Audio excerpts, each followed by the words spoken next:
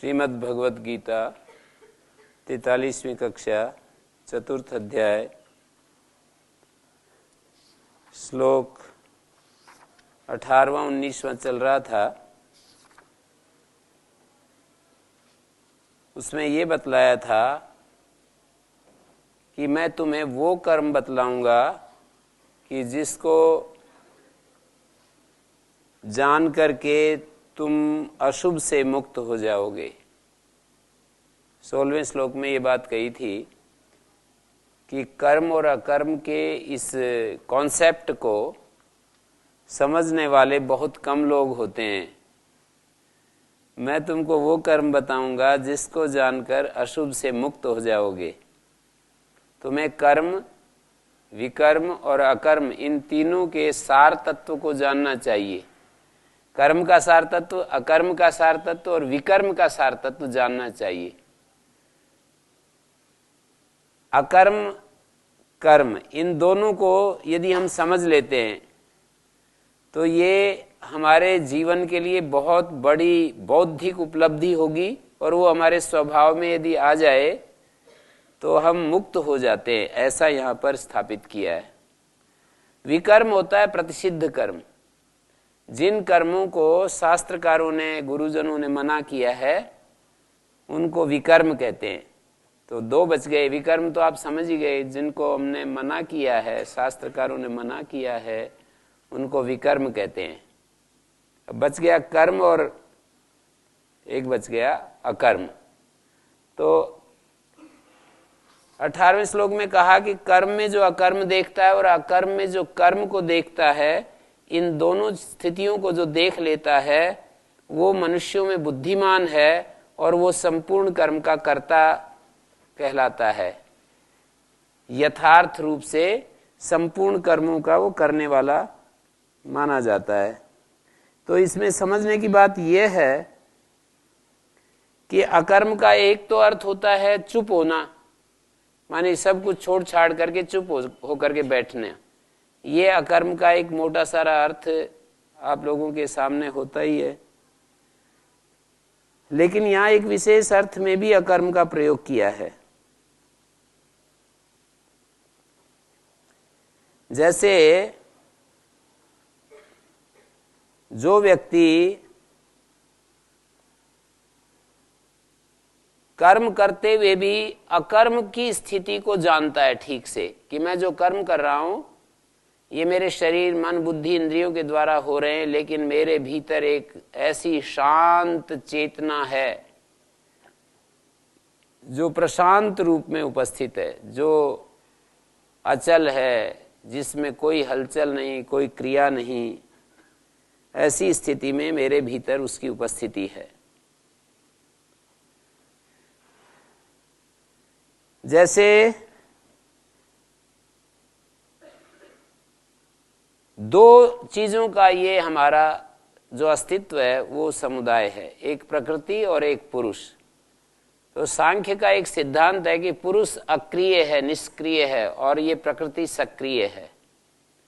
मानी आत्म और अनात्म का कॉम्बिनेशन है हमारा ये जो व्यक्तित्व है या हमारा अस्तित्व है, जो भी आप कहें इसको।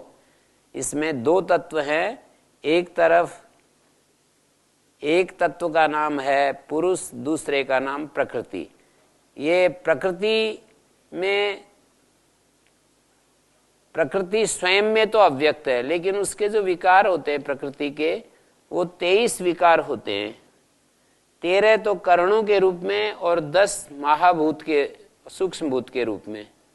जैसे शब्द तन्मात्र, स्पर्श तन्मात्र, रूप तन्मात्र, रस तन्मात्र, गंध तन्मात्र, 5 तन्मात्र के रूप में और 5 स्थूल भूत के रूप में। इस तरह से 10 तो भूत तत्व हैं और 5 ज्ञानेन्द्रियां, 5 कर्मेंद्रियां और मन, बुद्धि, अहंकार, ये 3 करण अभ्यंतर करण कहे जाते हैं। हमारे भीतर करण, अंतःकरण बोलते हैं इसको।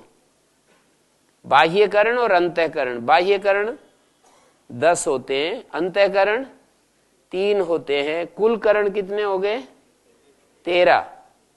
आप लोग भी इसके लिए थोड़ा सा अपनी बुद्धि में, मैं जैसे पूछता हूं तो उसको वैसे उत्तर देने के लिए तैयार रहें।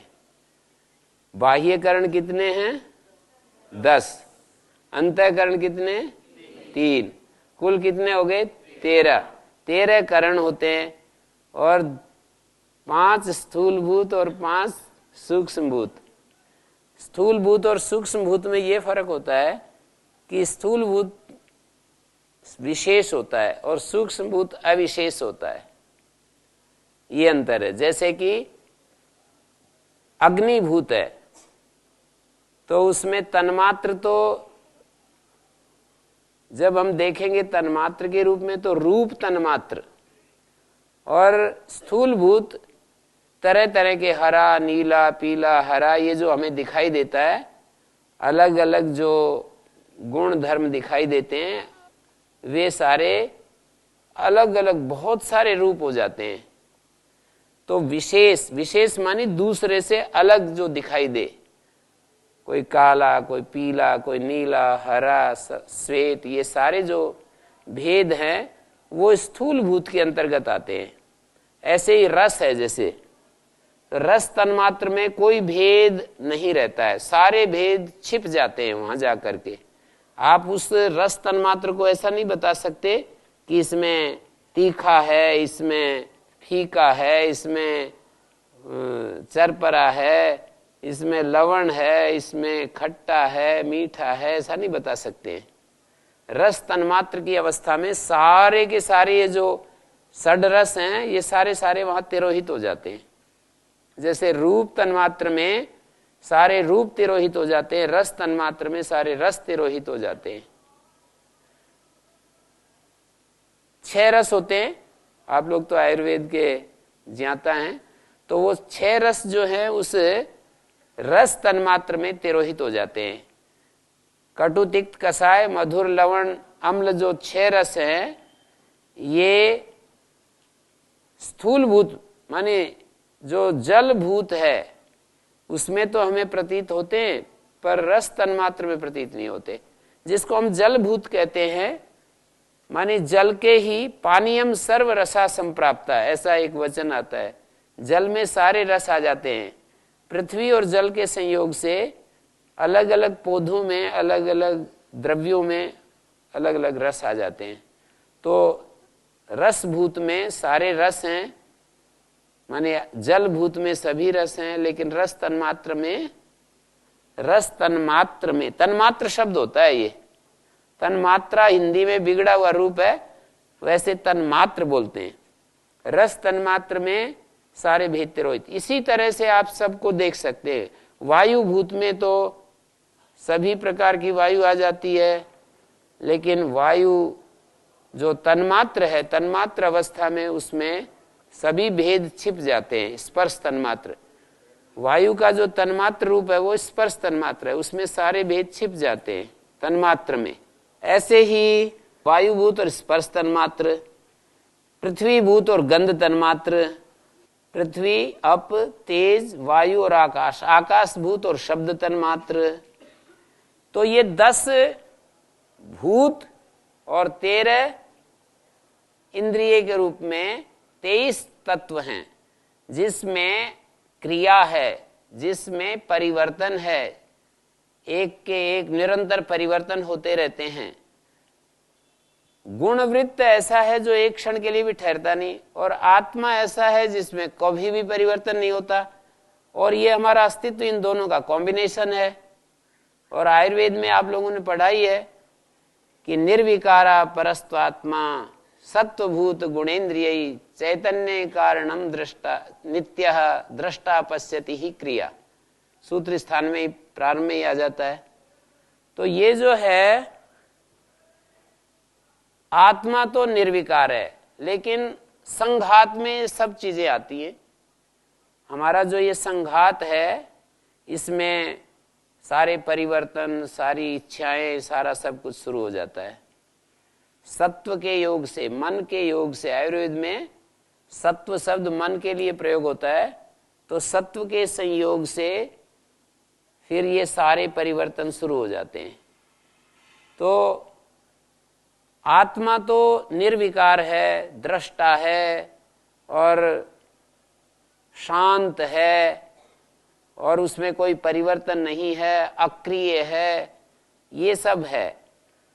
तो यहां पर ये समझने की चीज है कि जब हम कर्म करते हैं तो संघात, यद्यपि ये जो हमारा संघात है जिसमें आत्मा भी है और षड धातुज पुरुष आपने सुना है, और आयुर्वेद में चतुर्विंशति पुरुष का स्वरूप भी आपने देखा है। 3 पुरुषों का वर्णन है, एक शुद्ध पुरुष, निर्विकार परम आत्मा।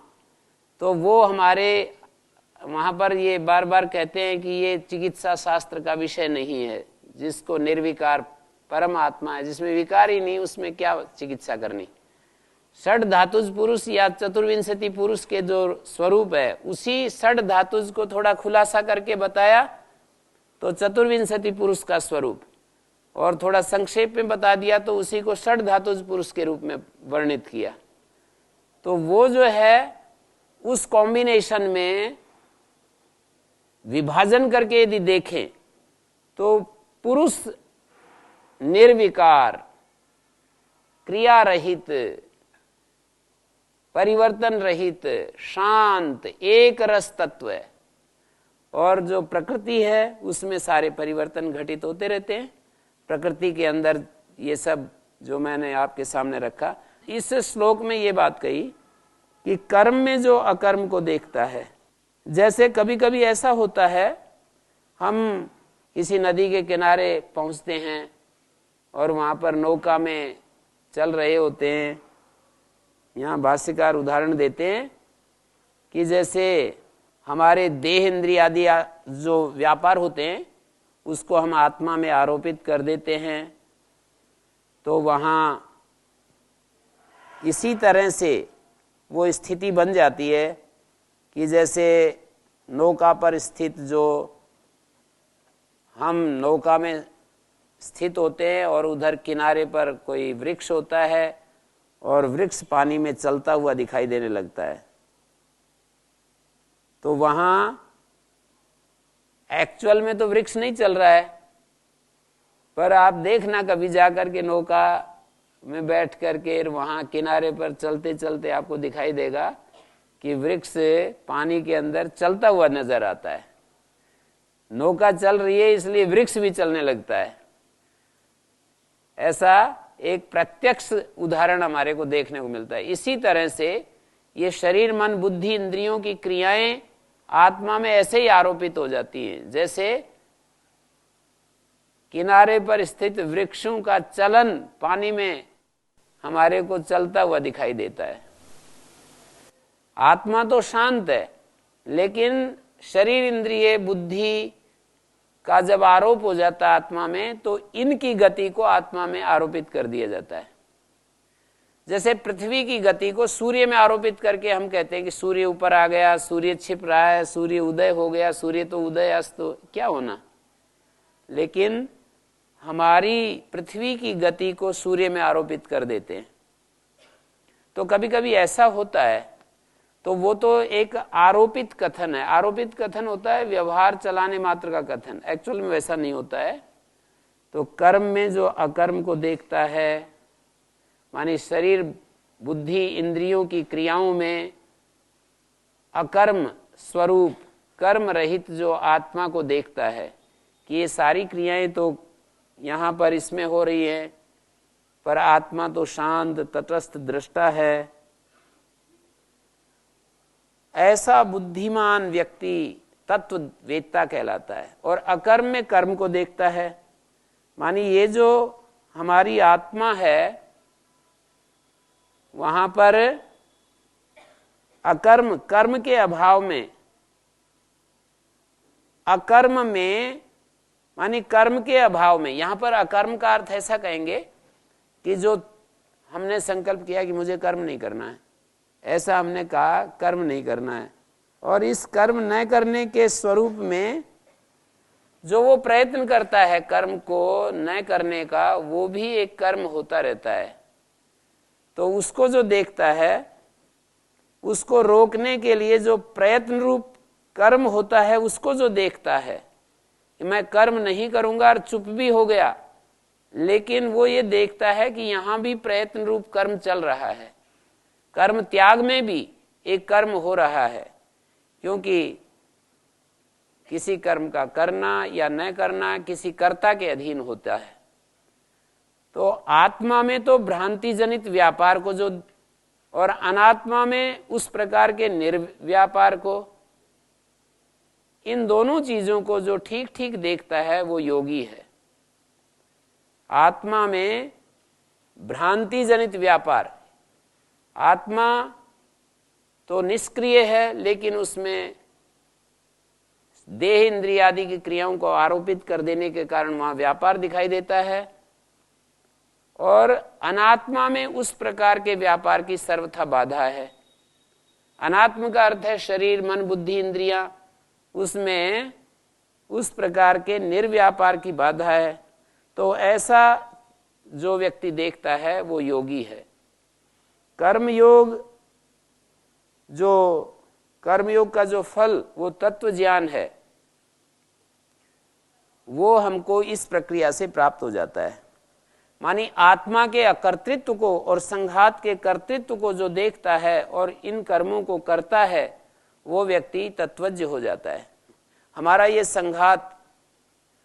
जो संघात है ये कर्म का करने वाला है, और जो आत्मा है हमारे भीतर शांत स्वरूप में, वो अपने शांत रूप में उपस्थित है और वो कर्म का अकर्ता बन करके शांत, एकदम प्रशांत सागर की तरह उपस्थित है। लेकिन हमें कभी इस स्थिति का बोध नहीं होता। हम तो सदा अपने शरीर के साथ आत्मा के एकत्व को जानते हैं। आत्मा शरीर के साथ ऐसे एक रहता है जैसे पानी को गर्म कर दिया जाए तो अग्नि पानी के साथ एक होकर के रहती है। पानी को यदि हम गर्म कर देते हैं तो जैसे अग्नि पानी के साथ एक होकर के रहती है, ऐसे आत्मा हमारे शरीर इंद्रिय आदि के साथ एक होकर रहता है। और शरीर के सुख दुख से आत्मा, मानी हम सुखी दुखी होते हैं, शरीर के साथ जो जो भी धर्म घटित होते हैं वो वैसा ही हम आत्मा को अनुभव करते हैं। हाँ जी, प्रणाम गुरुजी। जी गुरुजी, ध्यान योग में तो इंद्रिय, मन, बुद्धि, इसको हटा के ध्यान योग किया जाता है, लेकिन जो कर्म योग है इसमें मन, इंद्रियों, बुद्धि को साथ में रख कर कर्म योग किया जाता है। ऐसा है क्या गुरुजी? ध्यान योग के भी कई स्वरूप हैं। एक ध्यान योग ऐसा होता है जिसमें मन के द्वारा जप आदि करते हैं, जैसे तो वहाँ मन के सहित होता है। जैसे कोई मंत्र जप करते हैं तो वहाँ पर हम मन का सहयोग लेते हैं, एकाग्रता पूर्वक उसको जप करते हैं। और कभी कभी ऐसा होता है कि हम अपने श्वास को जैसे देख रहे होते हैं, शांत होकर के केवल हम श्वास को आना और जाना देख रहे होते हैं। तो उस स्थिति में भी हम मन का आलम्बन लेते हैं। और जब हम कोई भी वृत्ति को हटा देते हैं, कोई भी वृत्ति अपने मन में नहीं रखते हैं, तो उस स्थिति में कहा जाएगा कि वो एक ऐसी स्थिति है जहाँ पर मन बुद्धि का सहारा, आलंबन त्याग दिया है। तो यदि कोई एक व्यक्ति इस तरह का ध्यान कर रहा है जिसमें मन बुद्धि का सहारा त्याग दिया गया है, तो उस स्थिति के लिए ही ये बात बोली जाएगी जो आप बोलना चाहते हैं। यदि हम एकाग्र मात्र होकर के ध्यान कर रहे हैं, श्वास पर ध्यान कर रहे हैं, किसी मंत्र पर ध्यान कर रहे हैं, तो वहाँ तो मन का सहयोग रहता ही है। और कर्मयोग करते समय हम सजग होकर के, सचेतन होकर के दो तरीके से कर्मयोग कर सकते हैं। या तो असंग भाव से हम साक्षी बन करके अपने भीतर साक्षी बने हुए और अपने अस्तित्व को देखते रहें कि मेरे शरीर, मन, बुद्धि, इंद्रियां ये कर रहे हैं, क्रिया कर रहे हैं और मैं इनसे सबसे असंग हूं। या तो ये प्रणाली होती है कर्मयोग करने की। दूसरी ये भी होती है कि हम यदि आस्तिक हैं, ईश्वर भक्त हैं, किसी एक ऐसी सत्ता को मानते हैं जिसके बारे में हमने वेद शास्त्रों में सुना है, तो उस सत्ता को स्वीकार करके अपने कर्मों की आहुति देते हैं, उसी के लिए कर्म करते हैं। तो ये कर्मयोग का स्वरूप है। तो इसमें मन बुद्धि इंद्रियों का सहयोग रहता ही है। ये जो आप पूछना चाह रहे हैं ये ठीक है कि कर्मयोग प्रणाली में मन बुद्धि इंद्रियों का सहयोग रहता ही है, क्योंकि वहां व्यवहार हम करते हैं। एकाग्रता पूर्वक कर्म किए जाएं या भक्ति पूर्वक किए जाएं, हमारे हृदय में उस परम तत्व के प्रति भक्ति, श्रद्धा, विश्वास और उसी की पूजा कर रहे हो कर्मों के द्वारा, ये भी कर्मयोग का एक स्वरूप है। और दूसरा, असंग होकर के अध्यात्मवादी और ईश्वरवादी, ये दो विभाग समझे जा सकते हैं। जो केवल आत्मवादी हैं, आत्मा को मानने वाले हैं, आत्मा को अपने केंद्र में रखते हैं, तो वे जब कर्म करेंगे तो साक्षी भाव में कर्म करेंगे। एक जीव साक्षी शब्द बोला जाता है। एक बैठिए, एक स्थिति होती है जब हम वृत्ति निरोध की स्थिति में होते हैं, तो वहां तो केवल आत्मा, शुद्ध निर्विकार आत्मा ही रह जाता है हमारे भीतर। एक स्थिति होती है जब हम साक्षी होकर के कर्म करते हैं। हम एक ऐसे दृष्टा बने रहते हैं और कर्म हमारे मन बुद्धि इंद्रियों के द्वारा होते रहते हैं। जैसे मैं साक्षी बन करके बोल सकता हूं, साक्षी बन करके सुन सकता हूं, साक्षी बन करके कोई कर्म कर सकता हूं, झाड़ू लगा सकता हूं, खेत में पानी दे सकता हूं, गाय की सेवा कर सकता हूं, साक्षी बन करके अंदर सचेतन रह करके करते हैं। और एक भक्ति के साथ करते हैं। जब साक्षी बन करके करते हैं तो हम एक प्रकार से निर्लिप्त रहते हैं, असंग रहते हैं, उस कर्म से असंग रहते हैं। दूसरी प्रणाली, दूसरी जो चीज होती है कि हम एक प्रकार से पूरा मन बुद्धि इंद्रियां और आत्मा सब पिंड बन जाता है, एक ही भूत हो जाते हैं। और उस अवस्था में जब कर्म होते हैं तो जब अनुकूल रिजल्ट आता है कर्म का तो बड़े सुखी होते हैं, जब प्रतिकूल रिजल्ट आता है तो बड़े दुखी होते हैं। और यही संसार में ज्यादातर तो चल रहा है। कर्म करते हुए अनुकूलता और प्रतिकूलता के अनुसार उनको सुख दुख महसूस होता है, दुखी होते हैं, सुखी होते हैं। मानिए अनुकूलता में सुखी होते हैं, प्रतिकूलता में दुखी होते हैं। तो इस परम पूज्य गुरुदेव के चरणों में नतमस्तक अभिवादन। गुरुजी, मेरे एक प्रश्न था, काफी समय से ये चल रहा था, आज मुझे लग रहा है शायद मुझे ऐसा मौका मिला कि मैं पूछ सकता हूँ जी। गीता में भगवान श्री कृष्ण कहते हैं कि सर्व धर्मान परित्यज्य माम एकम शरणम ब्रज अहम त्वं सर्व पापेभ्यो मोक्षयिष्यामि मा शुचः। कि हे अर्जुन, अगर आप मेरे शरण में आते हो तो मैं आपके सारे पापों को तुरंत क्षमा कर दूंगा और आपको पवित्र कर दूंगा जी। दूसरी तरफ ये कहा जाता है कि जो कर्म होते हैं उनका जो भोग होता है वो निश्चित ही भोगना पड़ता है। ये जो कहा एक गीता में जो सबसे आखिरी में जाकर के समर्पण की जो बात कही गई है, तो वो समर्पण एक बहुत बड़ा हमारे लिए साधन बना करके वो प्रस्तुत कर रहे हैं। यद्यपि हम तात्विक रूप में पूर्ण हैं, पर इस जगत में रहते हुए हमारा संपर्क मन बुद्धि इंद्रियों के साथ, हमारा मानी हम चेतन जो आत्म तत्व हैं उनके साथ जो मन बुद्धि इंद्रियों का संपर्क हो गया है, उनमें जो ज्ञान आता है उसके अनुसार हम व्यवहार करते हैं, उसके अनुसार क्रियाएं करते हैं। तो वो तो पूर्ण नहीं, वो तो हमें उसको शुद्ध करना पड़ता है, उसको पूर्ण करना पड़ता है। मन बुद्धि इंद्रियों को पूर्ण नहीं बता रहे हैं। ये जो पूर्णता की बात कही गई है वो आत्मत्वेन हम पूर्ण है, जैसा वह पूर्ण है वैसे आत्मा पूर्ण है।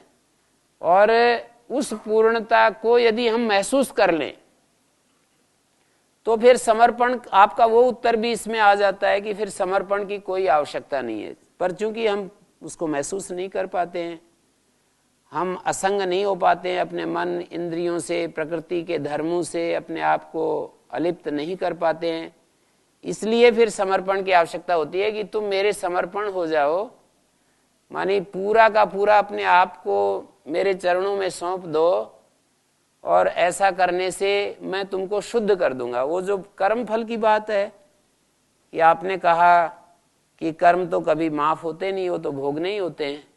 जो हम कर्म करते हैं उसके दो परिणाम होते हैं।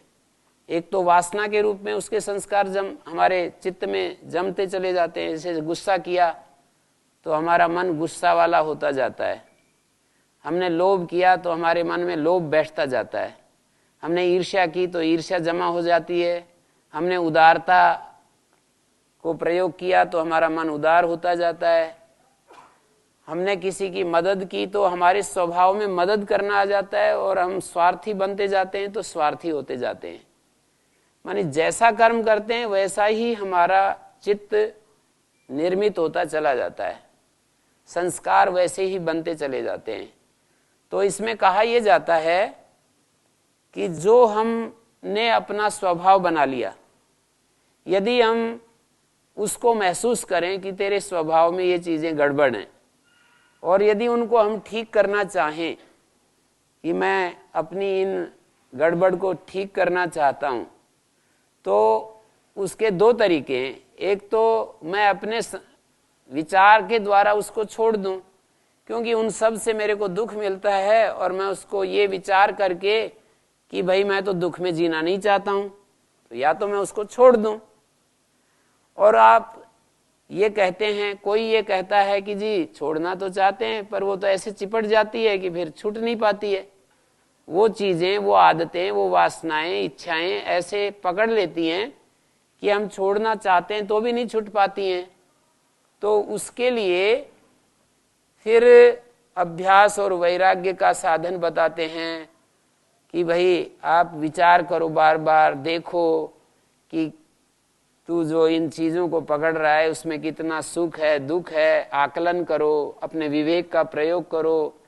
यदि उसमें ज्यादा दुख दिखाई देता है और कम सुख दिखाई देता है, आंशिक सुख दिखाई देता है और दुख ज्यादा दिखाई देता है, ये यदि समझ में आ जाए तो तुम बिना समर्पण के भी उन चीजों से मुक्त हो सकते हो।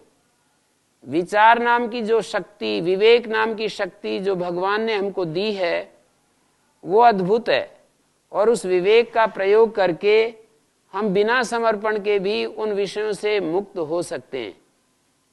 बिना समर्पण के भी वो एक रास्ता है, पर उस रास्ते से चलने के लिए विवेक का ईमानदारी से 100% एकाग्र होकर के प्रयोग करना पड़ता है कि मैं जो कर रहा हूं उस मेरे कर्म के पीछे मेरा उद्देश्य क्या है।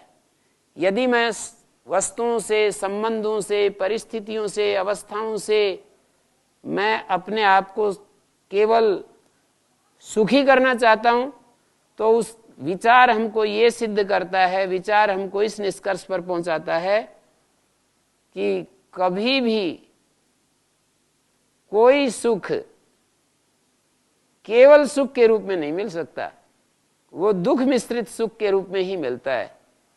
सुख ही वो बीज होते हैं जो आगे चल करके दुखों के वृक्ष बनकर लहराते हैं। आप देख लीजिए इसका विचार करके कि जहां जहां हम सुख लेते हैं आसक्त होकर के, जैसे कोई एक व्यक्ति, मेरे एक मित्र मेरे को कल ही बता रहे कि हमारी गाय ने बड़ी अच्छी बछिया दी और वो 2 दिन बाद मर गई, मेरा मन बड़ा खराब हो रहा है, बड़ा मैं परेशान हूं, कष्ट में हूं। तो मैंने कहा कि आप जितना किसी चीज में राग करेंगे उतना आपको दुख होगा, जितना आपको किसी चीज में अटैचमेंट होगा, आसक्ति होगी, तो उतना आपको दुख तो झेलना ही पड़ेगा। ये इस तरह से जब हम विचार करते हैं, और दुख में हम जीना नहीं चाहते, हमारी मांग है हमेशा दुख मुक्त जीवन जीने की। हम सामान्य रूप से संसारी जो लोग होते हैं वो केवल उस आनंद की स्थिति की कल्पना नहीं करते कि हम आनंद में जीना चाहते हैं, हमेशा पूर्ण सुख में जीना चाहते हैं। हम ऐसा चाहते हैं कि इंद्रियों की संवेदनाओं से जो सुख मिलते हैं वो भी मिलते रहें और दुख ना आए। ऐसा हो नहीं सकता। इंद्रियों की संवेदनाओं से जो हमें सुख मिलते हैं उसको तो हम छोड़ना नहीं चाहते, और उन सुखों को भोगते समय जो कष्ट आते हैं, परेशानी आती है, जैसे गाय रखने से दूध पीने का सुख लेना चाहते हैं और बछिया बड़ी होगी, उससे पैसे मिलेंगे या उससे फिर दूध मिलेगा, उसको हम वो सब चाहते हैं। तो इस अस्तित्व में ऐसी कोई व्यवस्था है नहीं कि हम भोगों का सुख चाहें और भोगों के बदले में जो हमें परिणाम में दुख मिलता है, संस्कारों में जो हमारे एक रागज कर्माशय, मोहज कर्माशय, द्वेषज कर्माशय ऐसा जो एक बनता चला जाता है, तो उससे हम मुक्त हो जाएं, ऐसा नहीं होता है। साथ साथ चलते हैं। यदि आप सुख लेते हैं तो कई गुना दुख भी मिलेगा। सुख के बदले आपको बहुत सारा दुख झेलना पड़ेगा। तो यही तो भ्रांत पुरुषार्थ है हमारा मनुष्य का कि हम सुशब्द, कितना ही बड़ा सुशब्द, सुस्पर्श, रूप, सुरस, सु लगा करके मैं बोल रहा हूं, शब्द स्पर्श रूप रस गंध के साथ सु लगा करके बोल रहा हूं, वो कोई भी हमारे को सदा हमें तृप्त कर देगा, हमको फिर आगे दोबारा इच्छा से रहित कर देगा, अकाम बना देगा। क्योंकि कामनाएं हमेशा अभाव को ही दिखाती हैं, हमें अभाव में ही ले जाकर खड़ा करती हैं। कितना ही हम अपनी कामनाओं को पूरा करते चले जाएं, वो तो कभी पूरी होती नहीं है। एक कामना पूरी करते हैं, उसकी वासना हमारे अंदर बैठ जाती है, फिर हम उसको दोबारा उसको पाना चाहते हैं और वो पूरी नहीं होती है। तो इस तरह से चलता रहता है। तो विवेक हमको इस निष्कर्ष पर पहुंचाता है कि ये कामनाओं का जो रास्ता है वो अंतहीन है और कामनाओं की पूर्ति में बदले में बहुत सारा दुख झेलना पड़ता है। इसलिए मुझे ये कामनाओं का रास्ता, कर्म करूंगा मैं, ऐसा नहीं कि मैं कामनाओं को छोड़ करके कर्म भी छोड़ूंगा, ऐसा नहीं। गीता का संदेश ये नहीं है कि हम कामनाओं को छोड़ दें और कर्म को भी छोड़ दें, ऐसा नहीं। कामनाओं को छोड़ूंगा पर कर्म को नहीं छोड़ूंगा, ममता को छोड़ दूंगा पर सेवा को नहीं छोड़ूंगा। सेवा का अर्थ होता है कुछ भी नहीं लेना, मुझे बस देना ही देना है। घर में संबंधों में भी इस तरह से पति पत्नी के लिए सेवा यदि करे तो पत्नी से अपेक्षा रहित होकर के उसको देने ही देने की सोचे, पत्नी भी अपने पति को देने ही देने की सोचे, लेना फुल स्टॉप। जब हम ऐसा सोच करके करते हैं तो हमारे चित्त में से राग वासना ये सब हट जाती है और हमारे चित्त में बोध पैदा हो जाता है। सेवा से त्याग की शक्ति आ जाती है। जो चीजें कुछ थोड़ी बहुत हमारे जीवन में दुख देने वाली आती हैं तो उनसे हम अलिप्त होने की सामर्थ्य प्राप्त कर लेते हैं। सेवा त्याग में घटित होती है। यदि सेवा करके भी यदि अपेक्षा जुड़ गई, सेवा नहीं हुई। किसी देवी ने अपने पति की सेवा की और पति से अपेक्षा बना ली, ये तो मेरे से कभी बात भी नहीं करते, हमेशा अपने काम में लगे रहते हैं, इनको कहीं फुर्सत नहीं है, ऐसा यदि उसके विचार में आ जाता है तो वो सेवा नहीं कर रही है। सेवा से त्याग की शक्ति आती है। सेवा हमारे एक बड़े विद्वान हैं, उन्होंने कहा कि मैंने पहले ही दिन, वो सुना रहे ऐसे खड़ी, अभी तो बूढ़े हो रहे हैं, 80 साल 85 साल के, और उनकी देवी जी भी 5-4 साल छोटी होंगी। वो 85 साल के, वो 80 साल की, तो बता रहे कि देखो इनको मैंने पहले ही दिन कह दिया कि मेरी ये रुचियां हैं, मेरे मार्ग में बाधक तो नहीं बनेंगी। तो इन्होंने स्वीकार किया और कभी भी बाधक नहीं बनी। मैं अपने पढ़ाई लिखाई में लगा रहा। बहुत बड़े विद्वान है, ज्ञान निधि पुरस्कार उनको मिला। एक बड़ा पुरस्कार होता है ज्ञान निधि पुरस्कार, प्रोफेसर सत्यव्रत बोलते हैं उनको। तो मतलब ये है कि हम अपने आप को अकाम बना करके जीवन जी सकते हैं। कैसे बनेंगे अकाम? कामना के दुखों को देख करके अकामता धारण करेंगे। भी कामना से मुझे कितना, जैसे बनिए लोग हिसाब लगाते हैं ना, इतना तो इस व्यापार में लाभ होगा, इतने हानि होगी। तो हम भी बनियों की तरह यदि हम विवेक का प्रयोग करें कि ये इंद्रियों के भोगों से इतना तो सुख मिलेगा, ये वस्तु से, व्यक्ति से, संबंधों से, एक्टिविटीज से, क्रियाओं से इतना तो सुख मिलेगा और इतना दुख। और उस निष्कर्ष को यदि हम पकड़ लें कि मुझे दुख थोड़ा सा भी नहीं चाहिए, यदि ये निष्कर्ष निकाल लें, सुख मिले या ना मिले दुख नहीं चाहिए मेरे को, यदि ये निष्कर्ष निकाल लें तो हमें समर्पण होने की कोई बात है ही नहीं। पर हमारे सामने ये चीज रखने के बाद भी सुख का आकर्षण इतना तेज होता है कि हम निष्कर्ष निकालने के बाद भी उसको छोड़ नहीं सकते। सुख का जो राग है, सुख के प्रति जो हमारी आसक्ति है वो इतनी तीक्ष्ण होती है। राग की इतनी बड़ी महिमा है, इतनी बड़ी महिमा है, इतनी बड़ी महिमा है कि सदोष चीजों का भी त्याग नहीं होने देता। जो सदोष चीजें हैं, निरा निरा दोष भरा हुआ है, उनका भी त्याग नहीं होने देता। ऐसे ही द्वेष की भी इतनी बड़ी महिमा है, इतनी बड़ी महिमा है कि निर्दोष चीज से प्रेम नहीं होने देता। हमारे चित्त में द्वेष के चलते भगवान से या किसी व्यक्ति विशेष से प्रेम नहीं हो सकता है। हमारा चित्त यदि क्रोध से युक्त है तो उसमें प्रेम नहीं आ सकता।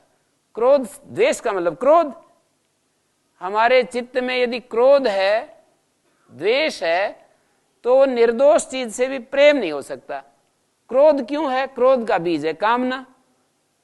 कामना के रहते हुए, किसी प्रकार की कामना के रहते हुए हम क्रोध से मुक्त नहीं हो सकते हैं।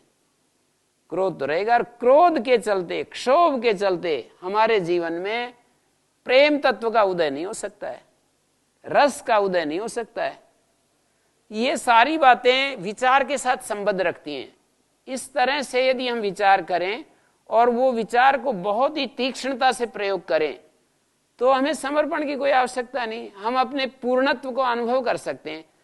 हम अपने पूर्णत्व का अनुभव न करके अपने आप को बाहर की दुनिया में धकेल देते हैं और वहां जो है अपने आप को हम ऐसा महसूस करते हैं मैं तो खाली हूं, अभावग्रस्त हूं। जब हमारे चित्त में कामना होती है तो कामना का स्वरूप ही है कि हम अभाव से भरे हुए हैं। कामना तो उसी को होगी ना जो अभाव महसूस करता है। जो पूर्ण है उसको क्यों कामना होगी? तो जो उपनिषद वाक्य है वो तो हमारे तात्विक पूर्णता को बताता है, पर हम महसूस तो नहीं करते। हम तो अपने अज्ञान के कारण से अपने आप को पदार्थ से, संसार की वस्तुओं से, बाहर से सुखी करने की सोचते हैं, और उस प्रक्रिया में कामना कभी पूरी नहीं होती, हमेशा अभाव में रखती हैं हमको। अभावी हमारा जो व्यक्ति कामना के पीछे चल रहा है वो कभी अपने आप को भरा पूरा अनुभव ही नहीं कर सकता है। तो ये विवेक हमको यदि हमारे भीतर प्रकाशित हो जाए तो ये प्रकाश हमको मुक्त कर देता है। ज्ञानान मुक्ति का यही मतलब है कि ज्ञान से हम मुक्त हो जाते हैं। ज्ञान का प्रयोग तो करें ठीक से, ज्ञान से मुक्त हो जाते हैं और प्रेम से भक्त हो जाते हैं। तो ये जो समर्पण पथ है वो प्रेम का पथ है। वहां पर हम महसूस करते हैं कि भाई मेरे तो बस की बात नहीं, मेरे पास इतनी बुद्धि नहीं कि मैं ऐसे छानबीन करके और विवेक से मैं निष्कर्ष निकाल सकूं कि ये लाभ का रास्ता है, ये हानि का रास्ता है। मैं भगवान के प्रति प्रेम तो करता हूं। अब आखिरी में ये कह दिया है, भगवान गुरु ने अपने शिष्य को ये बता दिया कि चलो तुम विवेक का प्रयोग कर सकते हो तो करो। उन्होंने सब चीजों को बार बार छान छान करके बता दिया। सारा उन्होंने कहा कि देखो तुम, बुद्धि 3 प्रकार की होती है, सात्विक, राजसिक, तामसिक। ज्ञान 3 प्रकार का होता है, सात्विक, राजसिक, तामसिक। धैर्य 3 प्रकार का होता है, सात्विक, राजसिक, तामसिक। सुख 3 प्रकार का होता है, सात्विक, राजसिक, तामसिक।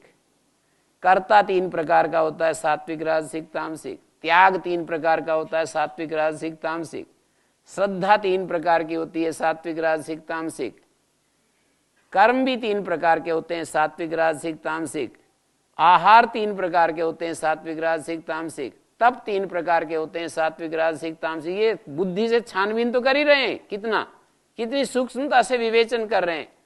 और ये कहा कि राजसिक तामसिक, आयुर्वेद में भी पढ़ते हो आप लोग कि भाई रजोगुण तमोगुण ये मानस दोष है, और वायु पित्तम कफस चोक्तो शारीरो दोष संग्रह मानस पुनरुद्दिष्टा रजश्च तमेव च। रज और तम जो है ये मानस दोष हैं। तो ये बताया भगवान ने कि देखो कि अपने अंदर ये जो स्थितियां हैं अलग अलग, जो मैं बताया, त्याग के विषय में, सुख के विषय में, कर्ता के विषय में, कर्म के विषय में, श्रद्धा के विषय में, आहार के विषय में, तप के विषय में, धैर्य के विषय में, इन सब में सात्विक स्थिति में रहो हमेशा। तो ऐसे यदि हम सात्विक स्थिति में रहें, विवेक का प्रयोग करके, समर्पण की क्या आवश्यकता है?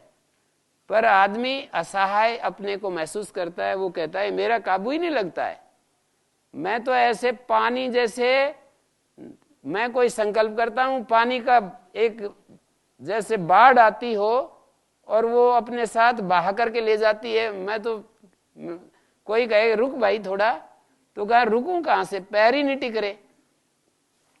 तो ऐसी मेरी स्थिति है जीवन की। तब उन लोगों के लिए भगवान ने करुणा करके ये बात कही कि तुम ऐसा करो कि मेरे समर्पित हो जाओ, मैं तुमको पार लगा दूंगा।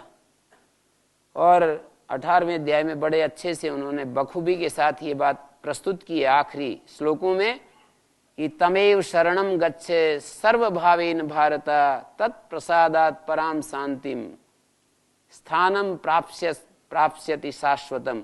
उसके प्रसाद से, उसकी महिमा से, उसकी कृपा से तुम्हें शाश्वत पद मिलेगा। तुम तो अपनी पूरी शक्ति समर्पित होने में लगा दो। समर्पित होने का मतलब फिर वही, कामना अपनी कोई मत रखो, भगवान की इच्छा में अपनी इच्छा मिला दो। तो विवेक पथ से चलेंगे तो भी कामना का नाश करना होता है। कामना का नाश बता रहा हूं, कभी आप लोग यूं सोचो कि ये कर्म का नाश करने की बात कर रहे हैं। कर्म तो करना होता है।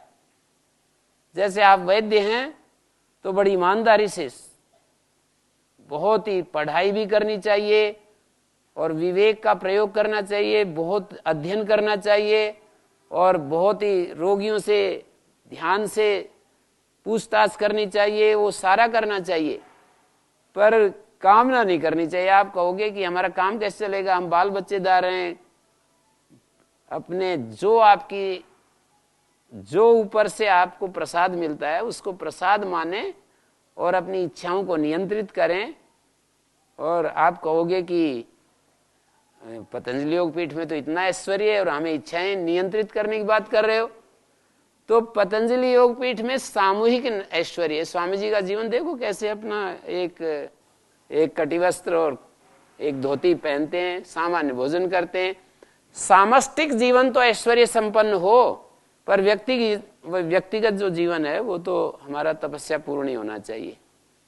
सामाजिक जो जीवन है, राष्ट्रीय जीवन है, संस्थागत जीवन है, यहाँ कितने सारे ब्रह्मचारी रहते हैं, कितने सारे प्रकल्प चलते हैं। यदि ऐश्वर्य नहीं होगा, आप लोगों को बुलाया जाता है या रहने के लिए दिया जाता है और व्यवस्था की जाती है, ये सारा कैसे हो पाएगा यदि ऐश्वर्य नहीं होगा? तो मैं फिर वहीं पर आता हूं कि हमारा ये 2 पथ हैं, विवेक पथ और दूसरा समर्पण पथ। इन 2 पथों से जिसकी जैसी प्रकृति है उसके अनुसार चले और उसको समाधान मिलेगा। और एक भौतिक पथ, भौतिकता का भी पथ है कि इस दुनिया को शांति से भरना चाहते हैं, हम स्वयं भी शांत रहना चाहते हैं और दुनिया में भी शांति देखना चाहते हैं। तो ये धर्म पथ कह सकते हैं। ये जो धर्म पथ है ये इस बात का संदेश देता है कि हमारे पास जो कुछ है वो दूसरों के लिए है और दूसरों के पास जो कुछ है वो हमारे काम आता है। और इस तरह से कॉम्प्लीमेंट्री है ये संसार, एक दूसरे की पूरकता में है। और पूरकता में हमारे को माने देने का भाव रखना चाहिए, लेने की बजाय देने का भाव रखना चाहिए। ऐसा जब हम जिएंगे तो हमारे अंदर उदारता आती जाएगी और दूसरों के सुखों को देखकर प्रसन्नता बढ़ेगी।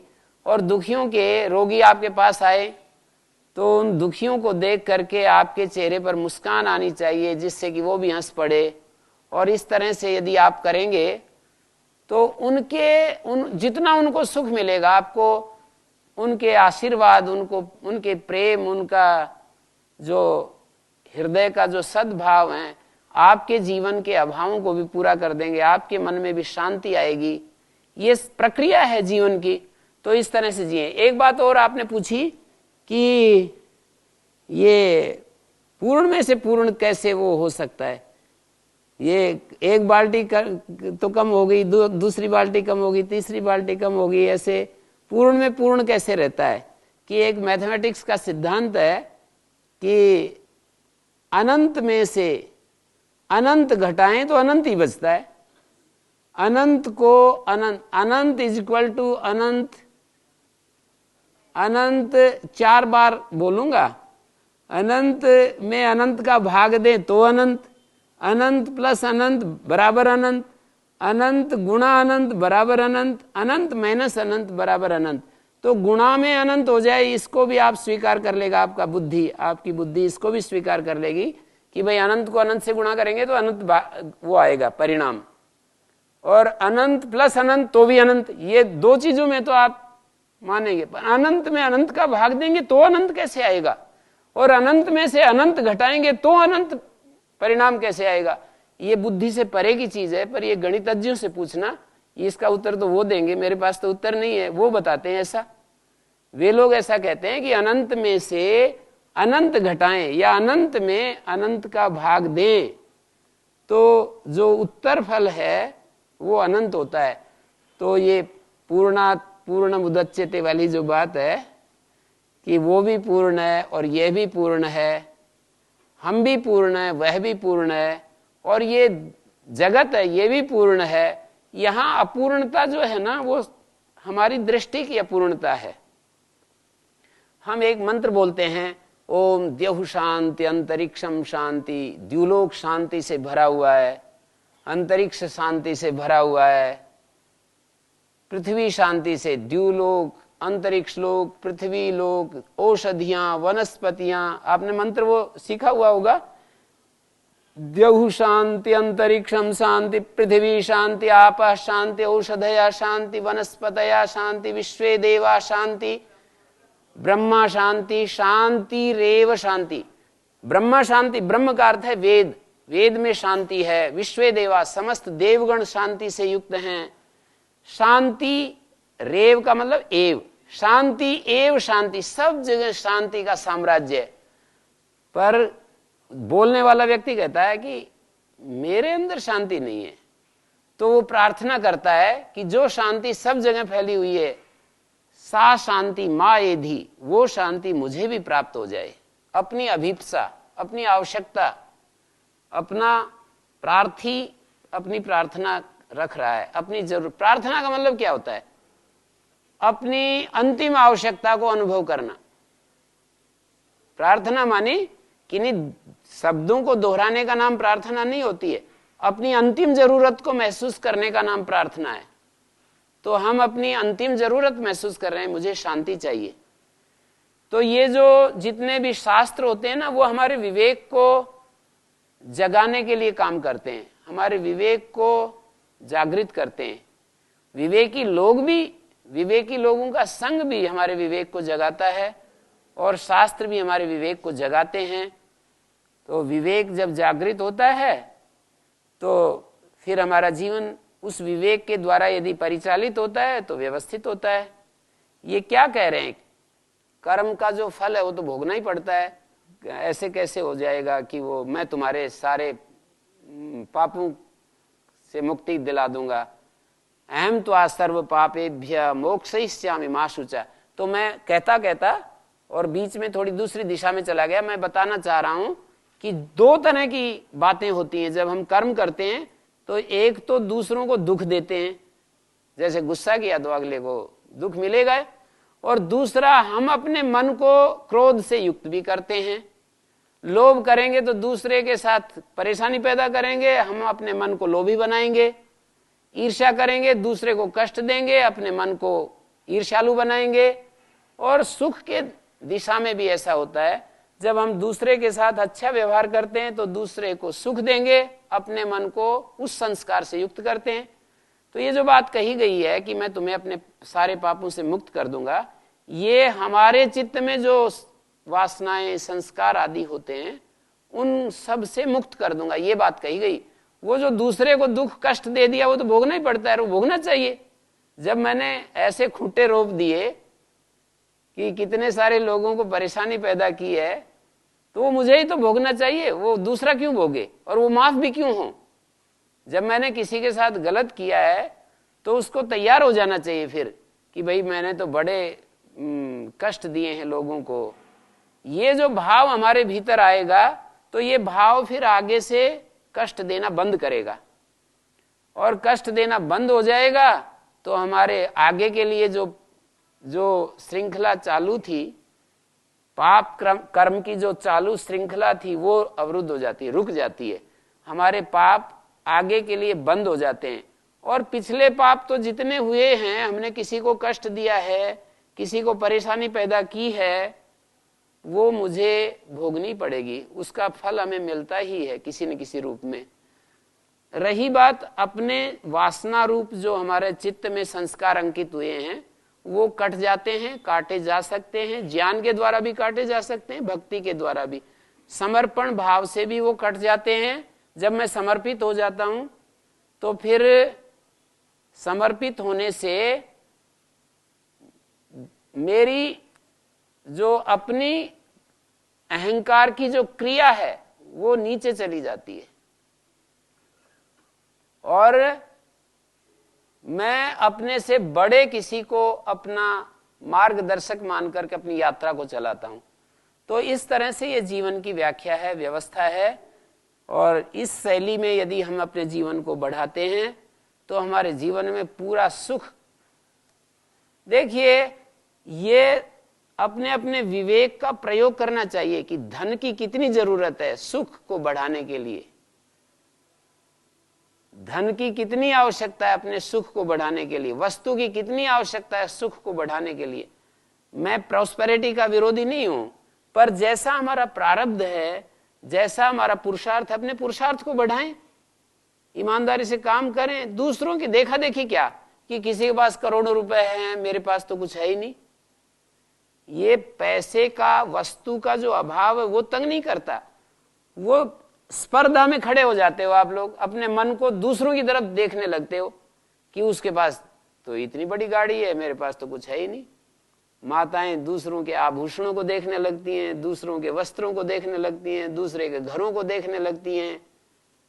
तो जब दूसरों की तरफ आप देखेंगे, आप दूसरों के पतियों को देखने लगेंगी तो भी आपको असंतोष आएगा, दूसरों के वस्त्रों को देखेंगी तो भी असंतोष आएगा, दूसरों के आभूषणों को देखेंगी तो असंतोष। इन पुरुषों को भी इसी तरह से, दूसरों की गाड़ियां देखेंगे तो बड़ी गाड़ी खरीदना चाहेंगे, दूसरों के घरों को देखेंगे, मेरे पास तो।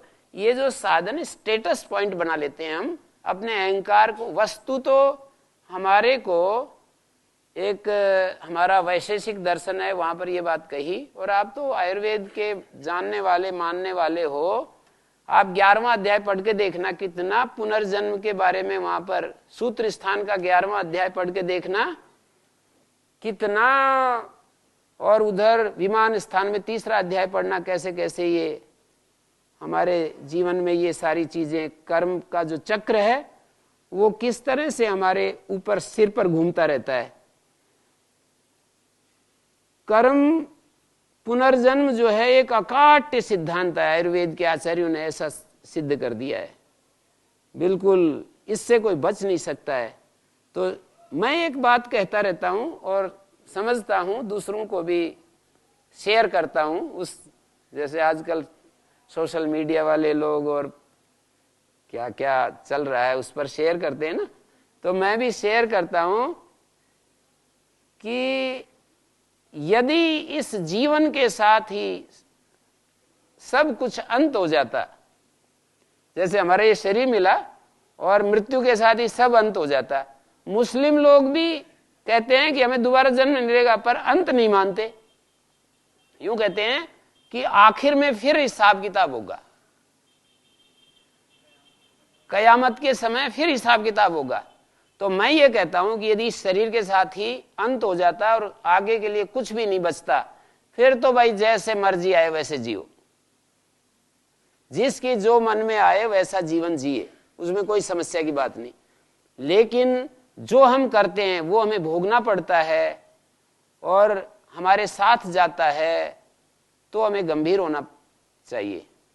और केवल भौतिक वस्तुएं, पदार्थ, ये जीवन का अंतिम सत्य नहीं है।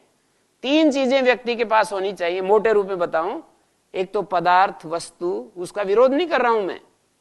एक तो पदार्थ, वस्तु, हमारे पास जितनी हमारी आवश्यकता है उसकी पूर्ति कम से कम इतनी तो होनी चाहिए कि जैसे कोई भूखा आ जाए तो उसको भी, क्योंकि जो व्यक्ति निर्धन या गरीब प्रकृति का होता है ना, वो शोषण की सोचता है, और जो भरा पूरा होता है उसके अंदर उदारता होती है।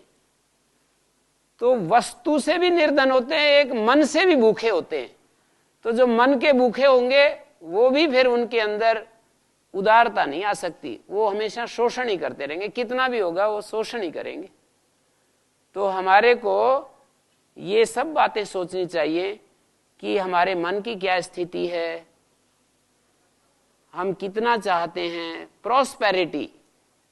ये तो स्वामी जी हमारे बोलते रहते हैं, प्रॉस्पेरिटी का अर्थ ये नहीं है कि हर एक व्यक्ति के पास 5 सदस्य हैं घर में तो 5 गाड़ियां होनी चाहिए, और सबके पास ऐसी गाड़ी होनी चाहिए जैसे अंबानी का 1000 करोड़ का मकान है, ऐसे सबके पास ऐसा मकान होना चाहिए, बात नहीं। तो हमारे को ये सब देखना चाहिए। एक तो प्रॉस्पेरिटी, एक हमारे राइट फीलिंग्स, परस्पर का जो जीवन है हमारा संबंधों का, उसमें प्रेम तत्व, विश्वास, सौहार्द, स्नेह, भाव तत्व जो है वो हमारे सही, और एक राइट अंडरस्टैंडिंग, हमारी समझ ठीक होनी चाहिए, हर चीज को हम ठीक से देख सकें, ठीक से आकलन कर सकें।